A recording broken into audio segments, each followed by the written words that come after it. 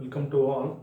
ನೋಡಿ, ನಮ್ಮ ಹಿಂದಿನ ಆಫ್ಲೈನ್ ಕ್ಲಾಸಲ್ಲಿ ಮಾಡಲ್ ಕ್ವಶನ್ ಪೇಪರನ್ನು ನಾವು ಸಾಲ್ವ್ ಮಾಡ್ತಾ ಇದ್ವಿ. So we have worked out some of the problems belong to 1 mark. Okay, part A. So part ಎನಲ್ಲಿ ನಾವು 10 ಕ್ವಶನ್ಸ್ ಇತ್ತು, 8 ಕ್ವಶನ್ಸನ್ನು ವರ್ಕ್ ಮಾಡಿದ್ವಿ. So in this session let us continue to consider some more problems on part D. So 11th question. So what is the question? See, I will read the question here. Let star be a binary operation defined on the set of rational numbers q given by a star b is equal to ab plus 1. So for all rational numbers a and b. So we have to verify whether star is commutative or associative. So this is the 11th question in part B. So 2 marks questions, we have to answer any 10 questions. So a star b is defined as ab plus a star b is equal to ab plus 1. So where a and b are rational numbers belongs to q. So first let us verify, is it commutative or associative. So first, commutative property. So commutative property says a star b is equal to b star a. So we can give or consider some rational numbers and substitute in place of a and b. Otherwise we can do it in general way. Okay, so I will take so let us consider two rational numbers, 1 star 2. So I will consider 1 star 2. So 1 star 2 means, so 1 into 2, that will be 2. 2 plus 1, that is 3. Then 2 star 1. See, 2 star 1 means, once again 2 into 1, 2. 2 plus 1, that is also 3. So therefore a star b is equal to b star a. So what is our conclusion? Therefore star is commutative. See, very simple.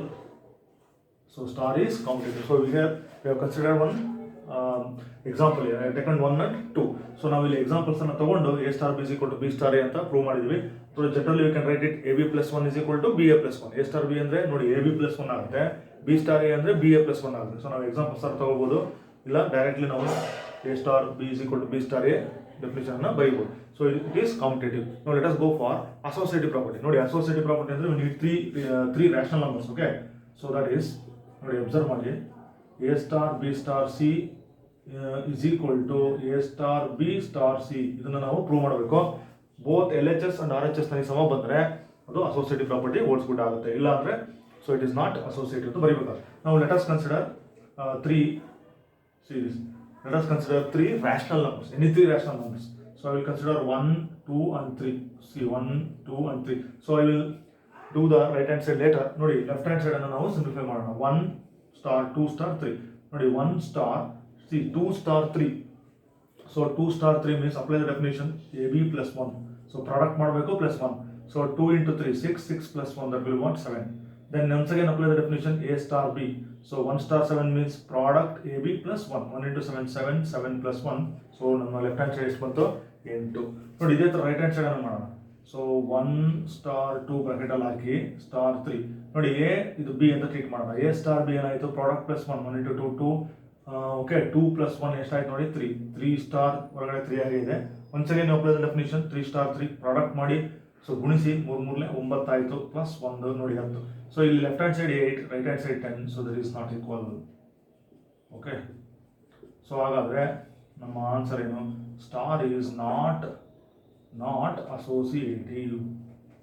Star is not associative.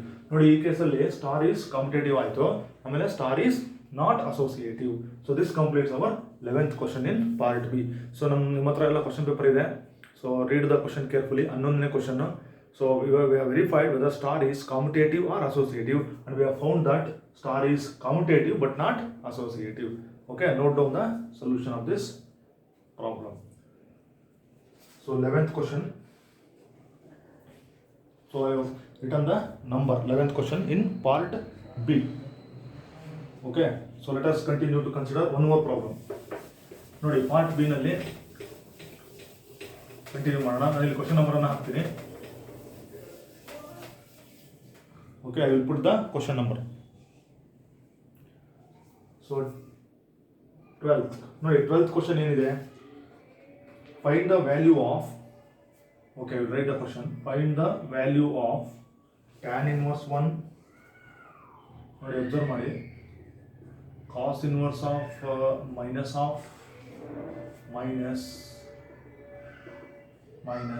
sin inverse of minus of. Find the value of, ನೋಡಿ observe ಮಾಡಿ, find the value of tan inverse 1 first term minus cos inverse of minus sin inverse of minus of. This is the 12th question in part B. ನೋಡಿ ಇಲ್ಲಿ inverse trigonometric ಫಂಕ್ಷನ್ಗೆ ಸಂಬಂಧಪಟ್ಟಂತ question ಇದೆ. ನೋಡಿ bracket ಅಲ್ಲಿ ಇರ್ತಕ್ಕಂಥ values ಅನ್ನು ನಾವು ಅಬ್ಸರ್ವ್ ಮಾಡೋಣ. 1 ಇದೆ, ಸೊ ಮೈನಸ್ ಆಫ್ ಇದೆ, ಇಲ್ಲಿ sin inverse of minus of, last bracket ಅಲ್ಲಿ ಕೂಡ ಮೈನಸ್ ಆಫ್. ಸೊ ನೋಡಿ ಇಲ್ಲಿ ನೆಗೆಟಿವ್ ಇದೆ, ಸೊ ಇದು ಕೂಡ ನೆಗೆಟಿವ್ ಇದೆ, ಇದು ಕೂಡ ನೆಗೆಟಿವ್ ಇದೆ. ಸೊ ನಾವು ಸ್ವಲ್ಪ ಕೆಲವೊಂದು ಬೇಸಿಕ್ ರಿಸಲ್ಟ್ಸ್, ನಾವು ಇನ್ವರ್ಸ್ ಟ್ರಿಗ್ನೋಮೆಟ್ರಿಕ್ ಫಂಕ್ಷನ್ಗೆ ಸಂಬಂಧಪಟ್ಟಂತ ಬೇಸಿಕ್ ರಿಸಲ್ಟ್ಸ್ ಅನ್ನು ಯೂಸ್ ಮಾಡಬೇಕು. ನೋಡಿ ಕಾಸ್ ಇನ್ವರ್ಸ್ ಎರಡನೇ ಟರ್ಮ್ ಮತ್ತೆ ಮೂರನೇ ಟರ್ಮ್ಗೆ, ಸೊ ನಾವು ಒಂದು ಕಡೆ ನೋಡೋಣ. So we know okay, I will write here. ನೋಡಿ ಕಾಸ್ ಇನ್ವರ್ಸ್ ಎರಡನೇ ಟರ್ಮ್, ನೋಡಿ cos inverse of minus x, formula ಏನು, pi minus cos inverse x. Okay, then last term ನೋಡಿ sine inverse of minus x, ಇಲ್ಲಿ ಮೈನಸ್ ಇದೆ negative, so sine inverse of minus x can return as minus, ಹೊರಗೆ ತಗೊಳ್ಳಿ minus sine inverse x. So ಇವೆರಡು formulas ಅನ್ನು ನಾವಿಲ್ಲಿ apply ಮಾಡೋಣ. ನೋಡಿ ಟ್ಯಾನ್ ಇನ್ವರ್ಸ್ 1 ಅಂತ ಇದೆ, so that is positive, 1 is positive plus 1, so tan inverse of 1, so tan inverse of 1 means, so tan of which value gives me 1, ನೋಡಿ tan 45 is 1, so ನಾವೇನು ಬರೀಬೇಕು, tan inverse of tan pi by 4 ಆಗುತ್ತೆ. ಅಲ್ಲಿಗೆ tan inverse of tan pi by 4 means ಏನಾಯಿತು, pi by 4, that means tan 45 is 1, so ನಾನು ಅಷ್ಟೇ angle ಅನ್ನು ಬರೀತೀನಿ, pi by 4, very simple, tan inverse of tan pi by 4, that means pi by 4. ನೋಡಿ ಇಲ್ಲಿ observe ಮಾಡೋಣ, ಮೈನಸ್, ಸೊ ಮೈನಸ್, ನೋಡಿ ಇಲ್ಲಿ ಬ್ರಾಕೆಟ್ ಹಾಕ್ತೀನಿ, cos inverse of ಇದು ನೆಗೆಟಿವ್ ಇದೆ, so I'm going to make use of this result, pi minus cos inverse x. So ನಾನು ಏನು ಬರೀಬೇಕು ಇಲ್ಲಿ, pi minus cos inverse x ಅಂದರೆ ನನಗೆ ಪಾಸಿಟಿವ್ ಹಾಫ್ ಬರುತ್ತೆ. ನೋಡಿ ನೆಕ್ಸ್ಟ್ ಇಲ್ಲಿ ಮೈನಸ್ ಇದೆ, ಸೊ ಮೈನಸ್, ನೋಡಿ sine inverse of minus of, ನೋಡಿ sine inverse of minus x ಅಂದ್ರೆ ಏನು, minus sine inverse x, formula ಇರೋದು minus sine inverse x. Okay, this minus and this minus it become for plus. ನೋಡಿ observe ಮಾಡಿ, sine inverse of formula ನಾನು ಎರಡನ್ನು apply ಮಾಡಿದ್ದೀನಿ. So ಈಗ, so I will write pi by 4 as it is. ನೋಡಿ ಈ bracket ಅನ್ನು remove ಮಾಡೋಣ, minus pi minus into minus plus cos inverse half plus I will write sine inverse of as it is, ಹಾಗೆ ಬರೆಯೋಣ. So pi by 4 ಹಾಗೆ ಇರಲಿ, minus ಈ pi ಅನ್ನು ಹಾಗೆ ಇರಲಿ, ನೋಡಿ ಪ್ಲಸ್ ಇಲ್ಲಿ ಅಬ್ಸರ್ವ್ ಮಾಡಿ ಕಾಸ್ ಇನ್ವರ್ಸ್ ಆಫ್ ಹಾಫ್ ಅಂತ ಇದೆ. Okay, cos inverse of half. So cos inverse of half means ನೋಡಿ 1/2, so cos of which value gives me half, ಅದನ್ನು ನಾವು ಅಬ್ಸರ್ವ್ ಮಾಡಬೇಕು. ಸೊ ನಮಗೆ ಗೊತ್ತಿರಬೇಕು ಎಲ್ಲ ವ್ಯಾಲ್ಯೂಸು, ಕಾಸ್ 60 ಅಥವಾ pi by 3, ನೋಡಿ ಇಲ್ಲಿ ಅಬ್ಸರ್ವ್ ಮಾಡಿ, cos pi by 3 is half. So ನಾನು ಬರೀಬೇಕಾದಂಥ ಆ್ಯಂಗಲ್ ಯಾವುದು, pi by 3, because cos 60 is half, ಅಲ್ಲಿಗೆ ಇದಿಷ್ಟು ವ್ಯಾಲ್ಯೂ ನನಗೆ ಬಂತು. ಪ್ಲಸ್ ಅದೇ ಥರ ಲಾಸ್ಟ್ ಅಬ್ಸರ್ವ್ ಮಾಡೋಣ, ಸೈನ್ ಇನ್ವರ್ಸ್ ಆಫ್ ಹಾಫ್ ಅಂತಿದೆ, ನೋಡಿ sine inverse of, sine of which value gives me half, sine 30 degree, sine 30 is off, that is pi by 6. ನೋಡಿ ಏನಾದ್ರು ಬರೀತೀವಿ, sign 30, that is what, pi by 6. ನೋಡಿ ಇಷ್ಟನ್ನು simplify ಮಾಡಬೇಕು. So ಇಲ್ಲಿ ನನಗೆ 1 ಅಂತ ತಿಳ್ಕೊಳ್ಳೋಣ. ಸೊ 4 3 ಮತ್ತು 6, ನೋಡಿ ಅಬ್ಸರ್ವ್ ಮಾಡಿ, 4 3, ಓಕೆ 4 3 6. ಸೊ ಈ ಮೂರಕ್ಕೂ ನಾವು LCM ತಗೊಳ್ಳೋಣ. ಸೊ 4 3 6, ಸೊ ಇದಕ್ಕೆ LCM ತಗೊಂಡ್ರೆ, so LCM we find it as 12, so LCM ನಮಗೆ 100 ಬಂತು. So multiply every term by LCM, right the remaining terms.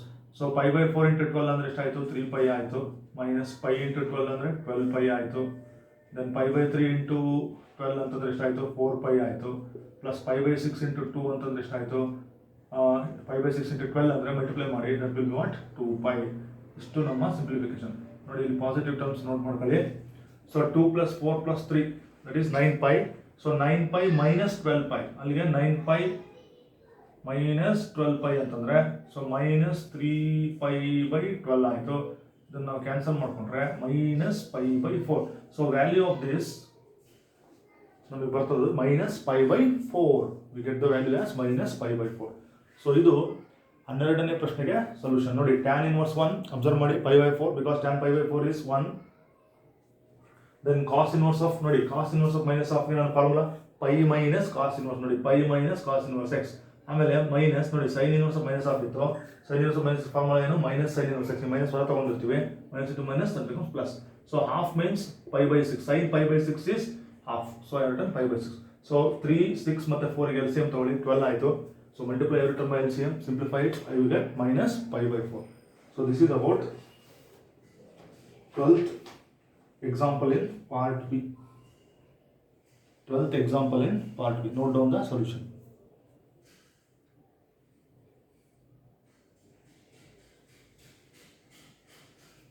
Okay, so ಇಲ್ಲಿ ಎಲ್ಲ ಟ್ರಿಗ್ನಾಮೆಟ್ರಿಕ್ ವ್ಯಾಲ್ಯೂಸ್ ನಮಗೆ ಗೊತ್ತಿರಬೇಕು. ಸೊ ಕ್ವಶನ್ ಅನ್ನು ನೀವು ನೀಟಾಗಿ ಕ್ವಶನ್ ಪೇಪರಲ್ಲಿ ಅಬ್ಸರ್ವ್ ಮಾಡಿ. Find the value of tan inverse 1 minus cos inverse minus of minus sin inverse of minus of. So let us go for next example. ನೋಡಿ, ನೆಕ್ಸ್ಟ್ ಈ question number ನಾನು ಹಾಕ್ತೀನಿ. So part B, these are all questions of our model question paper. First model question paper, part B. Okay, so let us go for next question. Nodi 14th. So I will write the number here. So what is the question? Nodi question is 14th. Differentiate x plus 1 by x whole to the power of x with respect to x. So 2 marks question. So differentiation ಗೆ ಸಂಬಂಧಪಟ್ಟಂತ ಪ್ರಶ್ನೆ. Differentiate x plus 1 by x whole to the power of x with respect to x ಅಂತ ಇದೆ. So ನೋಡಿ, ಇಲ್ಲಿ observe ಮಾಡಿ. So when ever we have A function of this type, so ಇಲ್ಲಿ ನಮಗೆ base X plus 1 by X ಇದೆ, ಅದ್ರ power ಎಷ್ಟಿದೆ, ಎಕ್ಸ್ ಇದೆ. ಸೊ ಈ ರೀತಿ ಫಂಕ್ಷನ್ಸ್ ಬಂತು ಅಂದರೆ we have to use logarithmic differentiation. ಅಂದರೆ ಎರಡೂ ಕಡೆ ನಾವು ಲಾಗ್ ತೊಗೋಬೇಕು, ದೆನ್ ಪ್ರಾಡಕ್ಟ್ ರೂಲ್ ಅಪ್ಲೈ ಮಾಡಿ ನಾವು ಡಿಫ್ರೆನ್ಸಿಯೇಷನ್ ಅನ್ನು ಮಾಡಬೇಕು.